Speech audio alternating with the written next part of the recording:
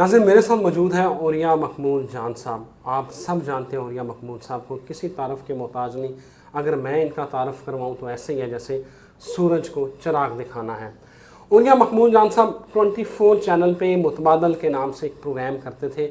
औरिया साहब के पास एक ह्यूज रिसर्च थी कि जो मौजूदा बैंकारी निज़ाम है और निज़ाम अदल है, इसका मुतबादल औरिया साहब के पास जो है वो इन्होंने बड़ा एक थीसिस जो है वो उसके ऊपर बनाया था और बाकायदा वो एप्लीकेबल था, लेकिन वो पाकिस्तान में नहीं नाफिज़ अमल हो सका।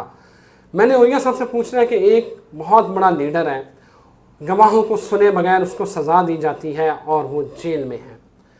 मेरा सवाल ये है औरिया साहब से, औरिया साहब, हमारे जजेस क्यों नहीं मेरिट को देखते और ज़ाती पसंद और नापसंद के ऊपर फैसले होते हैं?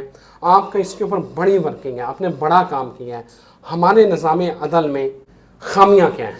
देखिए, खामी बुनियादी तौर पर हमेशा रिक्रूटमेंट के वक्त होती है कि जब आप जजेस को रिक्रूट करते हैं तो तब इस वक्त खराबी आती है। अंग्रेज़ ने जो निज़ाम अदल बनाया था, इसके उसने दो बुनियादी रास्ते बनाए थे, तीसरा बहुत थोड़ा था।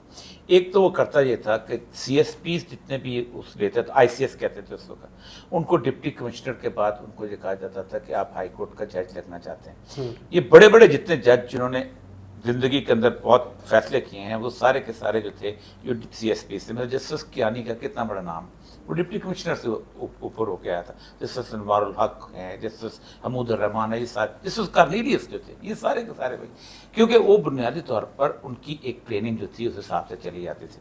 दूसरा ये था कि अंग्रेज़ ने अपना एक निज़ाम जो है जहाँ नाफिज किया था, उसके अंदर उसने जो प्रमोट होते थे ना सेशन जज, आप देखें कि 1920 में डिप्टी कमिश्नर की तनख्वाह 2000 रुपया थी, जबकि सेशन जज की तनख्वाह 2500 रुपया होती थी, और उस वक्त क्लर्क सिर्फ 12 रुपये लेता था। और आप खुद सोचें कि कितना बड़ा फ़र्क था। उस वक्त 1500 रुपये की गाड़ी आया करती थी, ये वो ज़माने की मैं बात कर रहा हूँ, बड़ी बड़ी वॉक्सवॉल और ज़फ़ायर वगैरह जो गाड़ियाँ होती थी। तो एक तो ये था कि उसने जज को बिल्कुल बियॉन्ड एक्सेस रखा हुआ था। पाकिस्तान के अंदर जुडिशल रिफॉर्म जो थी ना, ये जुल्फ़िकार अली भुट्टो ने जब आके की हैं, तो उसने उसके बाद हाई कोर्ट का गला घोंटेंगे। आपको पता है कि पहली जो आईने पाकिस्तान में रिफॉर्म हुई है, फर्स्ट रिफॉर्म, वो हुई थी जुडिशरी के खिलाफ। अपील फॉर एक्विटल ख़त्म किया, ये किया, उससे पाकिस्तान में गला घोंट दिया गया। दूसरा ये हुआ कि पाकिस्तान के जुडिशरी वकला के होस्टेज बन गए।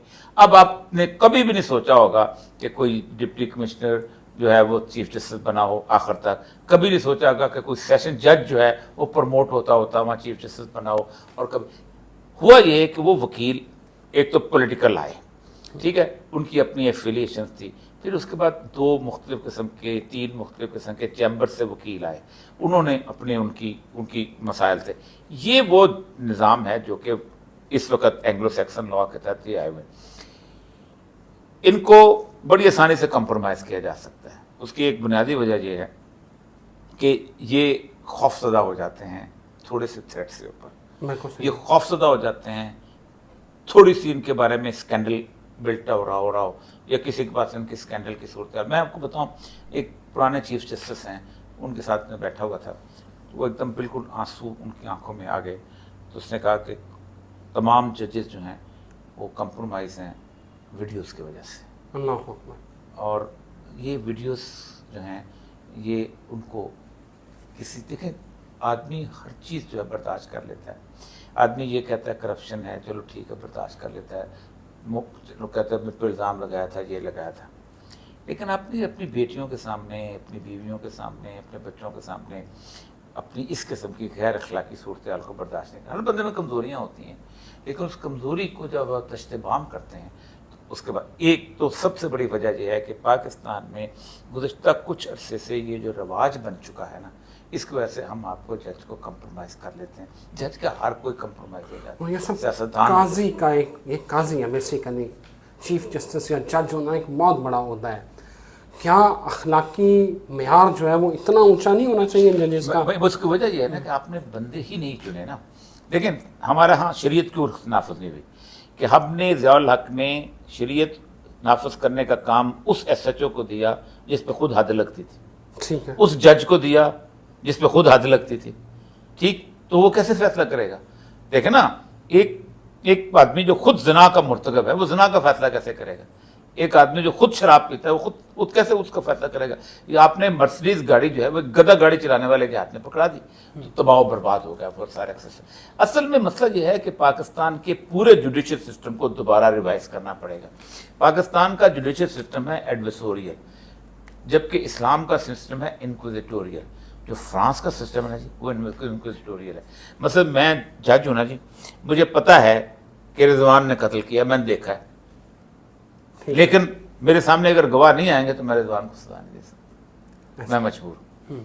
یہ جو لوگ کہتے ہیں نا کمپرومائز، کیوں بغیر گواہ کے فیصلہ دے دیا؟ کہ اس کو پتہ ہے کہ کل کو جب آگے جائے گا تو وہ اس کے اندر جا کے چھوٹ جائے گا تو میں پیچھے میرے پر کوئی الزام نہیں لگا، یا جہاں آپ کہ گواہ ہی نہیں آنے دیں گے، اس کے حق میں نہیں آنے دیں گے۔ تو یہی مسئلہ تھا پاکستان میں۔ آپ کو پتہ ہے کم از کم 50 سال بیرون عدالت جو کمپرومائز ہوتا تھا وہی ہوتا تھا کہ ایک آدمی ہے، وہ چودھری ہے، اس کے بیٹے نے قتل کیا ہے، اس نے پورے علاقے کے لوگوں کو کہا کہ گواہی نہیں دینی، گواہی نہیں دی۔ یہ پاکستان میں جرگا لا کیوں کامیاب ہے؟ کیونکہ جرگا لا میں talk of the town talk of the court ہے۔ جو بازار کی بات ہے وہ کہتا ہے مجھے پتہ ہے تمہیں قتل کیا ہے یار، تم بتاؤ کیا کرنا ہے، کتنی بھینسیں دینی ہیں، کتنی تلواریں دینی ہیں، کتنا تاوان دینا ہے تاکہ تم طے کرو۔ وہاں یہ نہیں ہو سکتا کہ جھوٹے گواہ پیش کیے جائے۔ پاکستان کی کوئی عدالت ایسی نہیں جس کے باہر جھوٹا گواہ موجود نہ ہو اور وہ بکتا نہ ہو، وہ پیسے دے کے گواہی نہ دیتا ہو، قسم نہ کھاتا ہو۔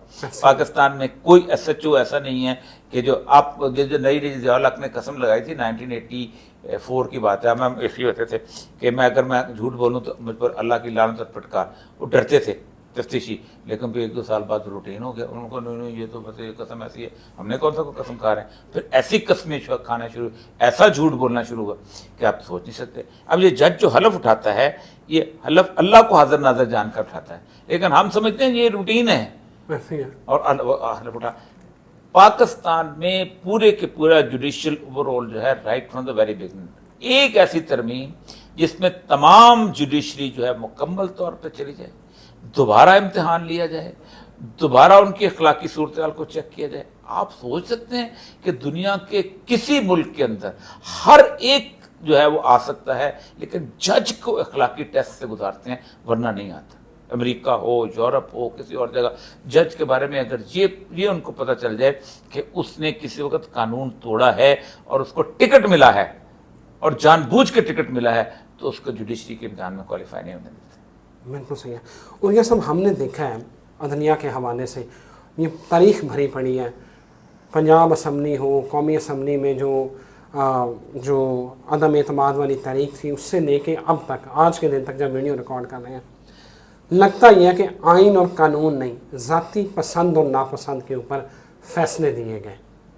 کیا ان ججوں کو اللہ کا ڈر نہیں ہے؟ کیا ان کے حوالے سے کوئی وعید نہیں ہے جو یہ اتنے دھڑلے سے اچھا یہ ہم سمجھتے ہیں کہ نہیں ہو رہی ہے۔ جس وقت 1954 میں غلام محمد نے اسمبلی توڑی تھی نا جی، تو مولوی تمیز الدین اسپیکر ہوتا تھا۔ جی ایسے ہی۔ مولوی تمیز الدین سندھ اسمبلی میں چلا گیا، اس کے پیچھے انہوں نے بندے لگائے، ٹھیک ہے، اس کو پکڑو۔ وہ اسمبلی میں اس نے قرارات جمع کرائی، اس میں درخواست جمع کرائی، اور پھر وہ پوری رات جو ہے وہ ہائی کورٹ کی بلڈنگ میں سویا، ٹھیک ہے، اور صبح سویرے وہ ایک جسے کہتے ہیں نا وہ سویپر کے کپڑے جو پہن کے تو باہر نکلا، ٹھیک۔ آج بھی یہی ہوتا ہے نا کہ وہ جو فواد چودھری اندر بند ہے جی، اس کو پکڑ رہے ہیں جی، اندر نکل رہے ہیں، واپس چلا گیا۔ یہ 54 میں ہوا تھا، اور اسپیکر نیشنل اسمبلی، اور پھر ہائی کورٹ نے جب فیصلہ دیا تو اس کے بعد ایک بہت بڑا نام ہے جس کو پاکستان کی جوڈیشری کے اندر تباہی کا آغاز کرتے ہوا، جسٹس منیر۔ اب دیکھیں جسٹس منیر وہ جج تھا کہ جس جج نے سب سے پہلے نظریہ ضرورت ایجاد کیا تھا، اور اس نے کہا تھا کہ یہ انقلاب جو ہوتا ہے نا، جو انقلاب آ جائے وہ جائز ہوتا ہے، طاقتور کا انقلاب جائز ہے، مثلا یزید جائز ہے، حسین غلط ہے، یہ فیصلہ دیا تھا اس نے۔ جو طاقت سے قبضہ کر لے وہ کہتا ہے سکسیسفل ریولوشن از جسٹ، طاقتور انقلاب جائز ہے۔ اس کا یعنی اس نے میکسم تاریخ کا بدل دیا نا۔ عام آدمی کہے تو ٹھیک ہے، اس کی مجبوری ہے یار، اس کو تو نیچے بیٹھا ہے، اس کو جج جب کہے، وہ بھی سپریم کورٹ کا چیف جسٹس کہے تو یہ کرے. اس کے بعد ہوا یہ کہ پھر جس نے جو چاہا ہے کیا. اب اس کے بعد آپ اندازہ کریں اتنا بددیانت آدمی تھا. ایک عورت ہے سلینا کریم، اس نے کتاب قائد اعظم کے اوپر لکھی ہے. اس نے کہا کہ اس نے ایک فیصلے کے اندر قائد اعظم کو کی تقریریں بدل کے اس کو سیکولر کیا. جو بندہ قائد اعظم کی تقریر بدل دے، قائد اعظم کا رائٹرز کا انٹرویو تھا، اس کے اندر اپنی لائن شامل کر دی تھی. یعنی chief justice of Pakistan, chief justice of Pakistan, وجہ منیر انکوائری رپورٹ بڑی مشہور ہے. تو یہ جو بیج ہے نا جی رضوان صاحب، یہ اتنا پرانا ہے، اتنا گندا ہے. آپ ایک کی بات کرتے ہیں، یعنی آپ اندازہ کریں ایوب خان کو انہوں نے سپورٹ کیا، ججوں نے یحییٰ خان کو اس نے سپورٹ کیا. اس کے بعد انہوں نے یحییٰ خان جب چلا گیا تو کہا وہ تو یوزر پر تھا. ضیاء الحق جب چلا گیا تو کہا غاصب تھا. ٹھیک ہے. اور پھر آج تک آپ اندازہ کریں کہ جسٹس اسلم پہ ایک ریکارڈ کے اوپر ہے کہ فیصلہ ہو گیا تھا کہ اسمبلی بحال کر دیا جنیجو میں. میں نے فون کیا، میں نے کہا خبردار اسمبلی مت بحال کرنا. ہاں ضیاء الحق کو کہتا ہوں، اس نے کہا میں نے فون کیا چیف جسٹس کو کہ اسمبلی مت بحال کرنا، اور بس تم ایسا ہے کہ ضیاء الحق کو تم کہہ دو اس نے غاصب تھا. ضیاء الحق غاصب ہو گیا. اسمبلی جس کے لیے وہ سیف اللہ کیس تھا، سیف اللہ کیس میں بحال نہیں کی گئی. تو اصل مسئلہ یہ ہے کہ اس وقت کیا تھا، اس وقت تو ویڈیو نہیں تھی نا، اس وقت تو اتنے اب وہ بھی نہیں تھے. آپ سوچیں، آپ اس وقت پاکستان میں سب سے زیادہ تنخواہ آپ لیتے ہیں، مراد سب سے زیادہ آپ لیتے ہیں ریٹائرمنٹ کے بعد بھی اتنی. اس کا مطلب یہ ہے کہ پیسے کا کوئی تعلق نہیں ہے انسان کے ایمان کے ساتھ. بالکل صحیح ہے. ایمان اپنی ٹریننگ کی صورتحال ہے. بالکل صحیح ہے، بالکل صحیح ہے.